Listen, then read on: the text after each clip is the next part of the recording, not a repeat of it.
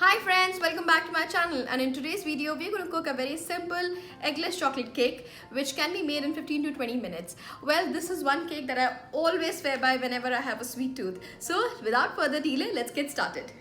Let's have a look at the ingredients first. In a bowl, take 4 tablespoons of all-purpose flour.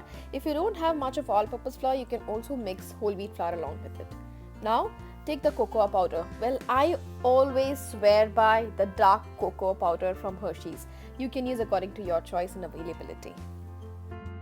Now add the sugar. Well, I have used granulated sugar. You can use the sugar that is available in your pantry. Well, as you can see, I have taken equal quantities of all these dry ingredients. Well, I'm making small batch because this is my go-to sweet whenever I have a craving for something. Now mix all of these together. It's time to add the baking powder and the baking soda. The quantities are mentioned in the description and also in the beginning of this video. Now add the oil. Well, if you want, you can substitute that with butter also. The oil that I usually use for my baking is coconut oil, and believe me, it tastes so good. After mixing all of this together, you need to add a little bit of water because the consistency is pretty thick. After you have achieved a desired consistency, it's time to do some magic. Well, I always add a little bit of orange zest into my chocolate cake because it gives a very beautiful and distinct flavor to the cake. Well, it's totally optional, but do give it a try, you'll not regret it. If you don't have orange zest, you can try lemon zest or lime zest as well.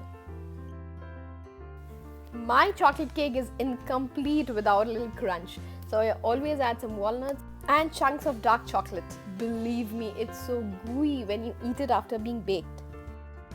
Now grease your molds with some oil and dust a little bit of all-purpose flour on top of it. Meanwhile, preheat your oven to 180 degrees Celsius or 350 degrees Fahrenheit for about 10 minutes. Now that our molds are ready, it's time to pour the batter into them.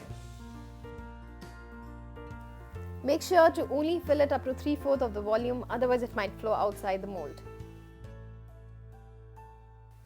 Sprinkle some Choco chips and crushed walnuts on top of it.